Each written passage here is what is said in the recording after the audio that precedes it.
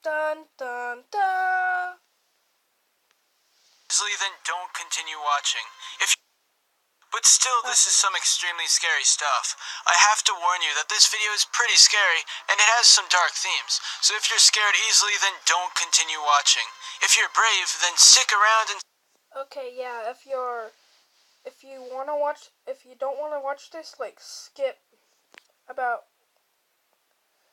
6 more minutes in. See how far you can make it into the video without getting as spooked as these spooky, scary skeletons. So let's start off with a story called Gregory's Room. Now this isn't too scary, but it's better to do the less creepy story first. So this creepypasta starts off with the narrator telling us he has a cheerful life. One great part about his childhood is watching TV cartoons in the 90s. He had a dream of becoming a cartoon tester, and soon his parents found out. One afternoon they took him to the Nickelodeon headquarters to possibly see what job he can have in the future. The narrator and a few other kids sat in a big room, waiting for someone to enter the room and tell them what to do.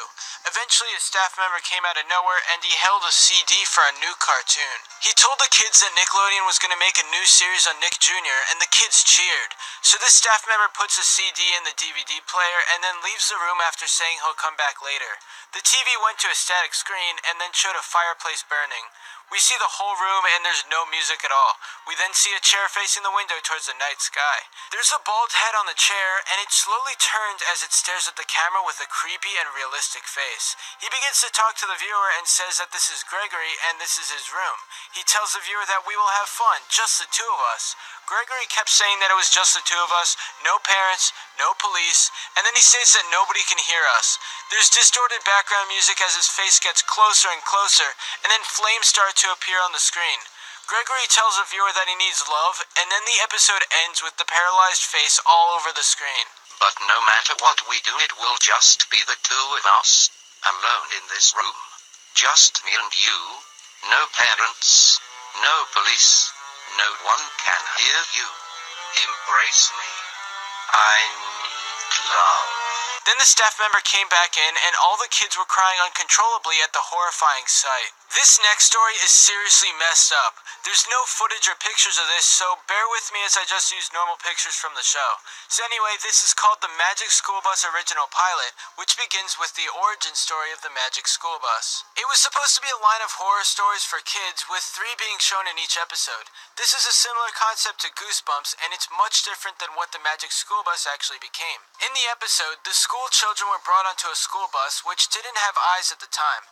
The bus turned into a spaceship and they went into space where strange stuff began to happen. Miss Frizzle explains that there's an override lock on the ship, so nobody can leave until it has reached its destination. She says that they are hurtling towards the sun, and then she jokingly says that she could turn off the airlock and suffocate everyone. She laughs it off and then suggests everyone should go into forced sleep. She says that there are 9 stasis beds, but 11 people including herself. Arnold must stay up while everyone goes into stasis sleep, but then he has a weird talk with Miss Frizzle. She says that there were originally 30 students in the class, but 20 of them died. She then says she is going into the upper airlock where there's a separate bed. It'll take 2 years to get back home instead of 6 months like she said earlier, so everyone has to wait longer. Now this is where the story takes an extremely dark turn. Arnold is staying up alone while everyone is asleep, but he doesn't have enough food to survive. We see a montage of time passing and Arnold's looking nervous and hungry. Arnold yells out to Miss Frizzle that she didn't give him enough food, but then she ominously says, "Oh, but Arnold, I did." The camera pans towards all the sleeping bodies of the other Magic School Bus students, and then the voice of Miss Frizzle says, "Eat them." Arnold soon made the horrible realization that Miss Frizzle hadn't put them into stasis, she euthanized them. After he made this realization, he noticed a scalpel appearing near the door. He took it and cut into Phoebe's belly, slicing her open and eating her lungs and intestines. He peels and eats her skin, then moves on to the face as he slices off her eyebrows and the nose. For the next month, he picks on the remains of Phoebe, but then there's another time lapse and Arnold has begun to hit puberty. He has nibbled on the ears of all the students except his cousin Janet. The scalpel appears again and he decides who to eat next. Carlos is the unfortunate and victim and is sliced open. Over time, Arnold keeps eating his fellow students as the days pass and he has nothing else to eat. The episode ends with him slicing his own neck with the scalpel and killing himself. Now, since the Magic School Bus one was so terrifying, I'm gonna be ending this video off with one of the funnier Lost episodes. And when I say funny, I mean it's so bad it's funny. So if you were scared by the last two, hopefully this final story will lighten the mood a bit. It begins with a Cartoon Network intern tripping on the floor and finding a VHS tape. It said Foster's Home for Imaginary Friends unaired episode.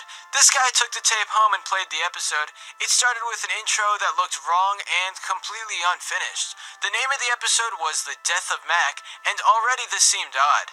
Mac runs to Foster's Home for Imaginary Friends, and then Blue opens the door. He says in an oddly deep voice, "Hi Mac, there's something I need to tell you." Then Mac says in a slightly demonic voice, "What do you need to tell me?" Blue whispers to Mac, then Blue yells that Mac's life is his and pulls out a gun, shooting Mac in the gut. Somehow Mac is still alive as he says, "How could you?" And Blue yells, "Because I can!" shooting Mac again, killing him. The sky turns blood red, and then Blue goes around Foster's, killing everybody. He sticks a chainsaw in Frankie's stomach, which kills her instantly. Blue shouts, "Sweet dreams, Frankie," and begins to laugh. Blue transforms into a demon. The episode ends and the credits roll.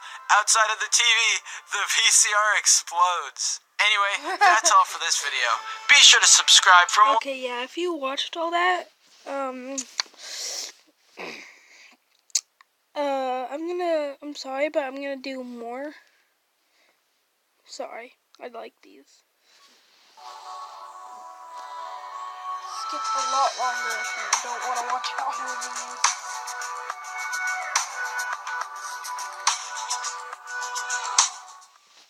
Lost episodes of cartoons can be really messed up and creepy for entertainment purposes, and watch it at your own risk. Particular is extremely disturbing. So it starts off with the narrator Sarah watching Adult Swim really late into the morning, and then an ad comes on for a special episode of The Amazing World of Gumball. The title card reveals that the episode is called The Grieving, and it was 30 minutes instead of the usual 11. The episode began with Gumball standing alone facing a corner of his dimly lit school classroom, crying and completely miserable. It was nighttime outside, and nobody else was around him as he cried for a minute of the episode. After this scene, we see Gumball's father, Richard, looking even more miserable and sobs intensely while sitting on a sofa. Richard's crying gradually got worse, and it wasn't the normal cartoon crying you'd see, but instead more realistic and depressing. Eventually, the scene changed to Gumball's parents in Principal Brown's office. The principal informs them that Anais and Darwin were not present earlier that day. Their bodies had been found, and then it goes into graphic and nauseating detail to describe that. After this scene, we get an insanely creepy flashback of the police searching the wooded area outside of the school. They finally discover the horrible fate of Anais and realize that her head was found in a small box. Realistic blood covered the box completely, but Anais's head was drawn in the normal cartoonish style. After watching this scene, the narrator calls her brother and asks if he has seen this on TV as well. She finds out that only she can see the grieving, and an old rerun of a Looney Tunes short is playing on her brother's TV. Then we get back to the episode after the narrator desperately tries to turn off her TV and stop playing the episode, but nothing is working and she is forced to watch the rest. Gumball's parents were still talking to the principal, asking if Gumball was alright, seemingly unaware of the previous moments where they found out Gumball died. The police were called again, and Gumball was found in a classroom hanging by a noose. Blood covered the knife behind him, and blood covered his clothing. The episode ended with Gumball's dead body hanging in the corner, fading to black. In the credits, the narrator discovers a familiar name and messages him on Twitter. But before she can message him, she sees a few video clips after the credits of various disturbing things. I don't want to say exactly what they were because honestly it was terrible to read, but you probably don't want to know. Eventually it's found out that this episode was just a sketch of the Wattersons and Friends, something never supposed to be released, and it was made a very long time ago. But then this person who worked on the show says that there was no blood and guts in the episode, no dead bodies, and nothing really creepy. The theory is that some lunatic edited the tape, hijacked the local TV station, and got the episode to air on the narrator's local Cartoon Network station. Someone made this episode in video form, and it's pretty creepy.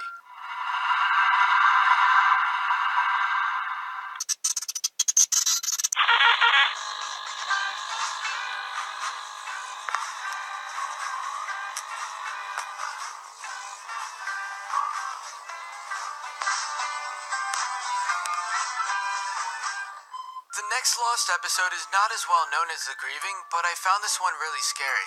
It's an episode of Blue's Clues called No Clues. The narrator tells this story as a flashback since it happened in 2001, and he was recommended by his older sister to watch a Blue's Clues VHS. Strangely, it was a red VHS, but the back and other sides were all white. His older sister, Julie, put the VHS in the player and watched the Blue's Clues episode. It began with a weird Nick Jr. logo on the screen for 7 seconds, and then it went to the actual episode. The Blue's Clues intro started, but there was no joyful guitar music and instead depressing piano sounds. Steve says, "Hi, play with me," in a voice that didn't sound like Steve at all. Then there's static and the house door opens, revealing a man that looks nothing like Steve but still wearing the same clothes as him. Then the TV went into static and Steve was back to normal. He said, "Hello little boys and girls, we don't play Blue's Clues today, sorry."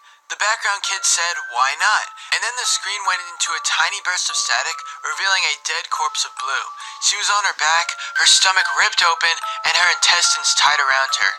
The eyes were popped out of her sockets. Steve began to smile at the camera and then said, "You kids will learn about death." Soon after, there's static and a 666 can be seen if you look closely enough.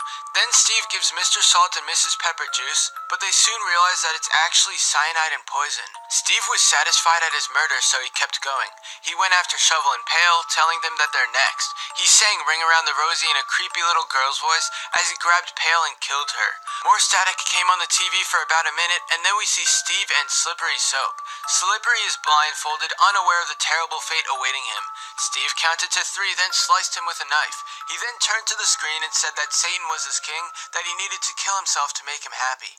A rope sound came out of nowhere and the Nick logo came on. It was in the shape of a knife with the top of it being 666 and the bottom of it saying "To Turno," which meant your turn. There were no credits and the screen became static. The final Lost cartoon episode I'm talking about is SuicideMouse.avi. This is a shorter story than the 2 others, but it's still extremely creepy. There's an episode of Mickey Mouse walking past buildings continuously as a never-ending loop. I'm super scared right now. I'm home all alone. Yes, please help. No, I'm up in my room all alone because my mom's at the store while doing some grocery shopping, and no one else is in the house except for my mom's friend named Chan. He's upstairs asleep. Yeah. And I'm in my room. The hallways are dark. I closed my door. I have my charger and I had a water. I'm just sitting on my bed, laying down with my phone. The light is on, luckily, and I'm pretty creeped out. I'm just laying down, There's no catchy tune watching this. Okay, bye. My voice will fade out now. playing in the background like you would expect, and instead there's either silence or screaming depending on how far in you are. Mickey wasn't dancing or smiling, just walking with a normal facial expression. Keep watching the full episode and it just randomly cuts to a black screen with no explanation. As it went on, everything started to get more distorted and you could hear blood-curdling screams.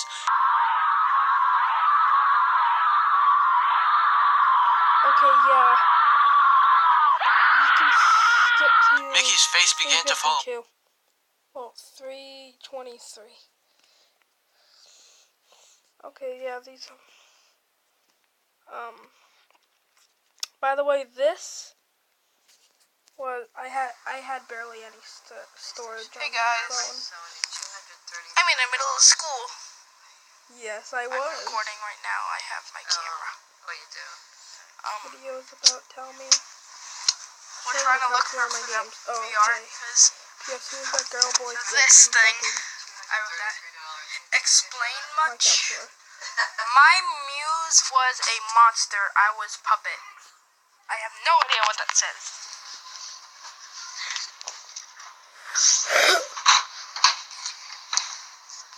I have no idea what I'm doing anymore.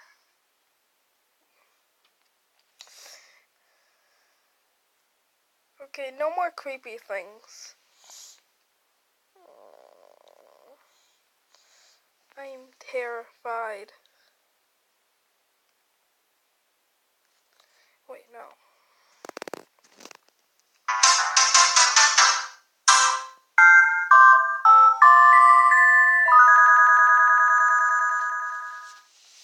What's up, guys? guys, I might sound a little bit different today because I'm getting over a sinus infection, so hopefully it's not too different, but I really wanted to record this video. It's exciting. So I was really bored the other day, and I decided to look up super negative reviews of Paper Mario just to see what people did not like about the game. And I found something that resonated with me. The guy said, first, the game is way too easy, the puzzles are nearly non-existent. You flip a switch, reveal a staircase, climb and find another switch, flip it, find another staircase, and so on. I get what he's saying, and it kind of inspired me. Why not try using glitches to create our own puzzles that are genuinely impossible to solve? Sure, hacking the game would give us unlimited potential with that, but I'm talking about working within the constraints of the developer's programming. That way, everything you see here can be done without modifying the base game. All you need is a bit of time and skill.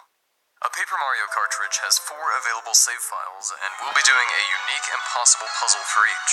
The idea is for a player to be able to pick up where we left off, but unable to complete the game despite their best efforts. As a result, I named the files Good Luck Saving Peach. We know they won't succeed, but that'll be our little secret. One thing to consider are glitches that allow us to skip sections of gameplay. While these tricks may be unknown to the average Paper Mario player, I wanted to say that these files are unbeatable with confidence, which severely limits our options. Luckily, the linear nature of Bowser's Castle creates a bottleneck that can be exploited for this. Let's start by selecting File 1 and playing through a lot of the game. Late into Chapter 6, Lackluster joins our party, and he grants us the ability to cross spike and lava pits. This is not only handy, but required to advance through the basement of Bowser's Castle. During our first visit with this Bowser door, he sends us to the jail below. We need Bombette to blow up the wall and escape. A save block stands right outside, followed by a platforming segment utilizing all sorts of partner skills. If you don't have Lackluster and you save the game there, congratulations, you're trapped. Yeah, you can get through a few rooms without him, but the soft lock will make itself apparent soon enough. So how do we skip Lackluster and reach Chapter 8? Well, we need to back up to when this file has just beaten Chapter 5. We have Sushi and the Super Boots, which is a game-breaking combo in Mount Lava Lava. You might remember in the Evil Cartridge video, we performed a glitch called Peach Warp to skip Chapters 6 and 7. The problem is, Peach Warp also requires Lackluster, or Sushi with this more complicated method. The fastest way to do this is using save block storage to manipulate memory into believing that we're using Sushi to swim when in fact we are not. Normally, we can't move with any active text boxes or menus. You'll see why the developers didn't want this happening. 2 red springs are placed in this room, which are connected to help us reach the platform with a save block. Hit the top spring without touching the bottom, and this makes the game end the spring cutscene, which we never truly started. That means a well-timed spin jump into the save block will perfectly manipulate memory into permitting our movement. Cool, we can run around and save, but we're actually going to translate this storage into the partner menu so we can move during that. Simply cancel the save while the menu is up. Now to manipulate the partner activity. Bombette is easiest, so make sure she's the active partner before we do this. This part is not as difficult as it sounds. We need to ignite Bombette's fuse, hover the cursor over Sushi, and spin jump into a loading zone. As we transition, the game looks at the active partner, which is currently Sushi, and whether or not a partner is in use. Which Bombette was. We merge those 2 characteristics into one, and there you go, swimming on land. Maneuvering through the volcano on Sushi is actually kind of challenging. On the English version, it's very easy to softlock in the spiky ball passage, which can sometimes be avoided with proper angling and a well-placed dive. Thankfully, there are no additional complicated out-of-bounds setups to retrigger the eruption. Just head right under collision, and you'll clear Chapter 6 before you know it. Repeat the whole thing again, and who needs Lackluster to get to Bowser's Castle? Our first impossible puzzle is complete with that save block outside the jail. Alright, that was a lot to explain, so let's do something a little less extensive for File 2. Not far beyond the first Bowser door, there are 2 areas that we've nicknamed the Flood Rooms. This is a... Bye, I'm running out of storage, so I'm gonna have to delete this after I upload it. Bye.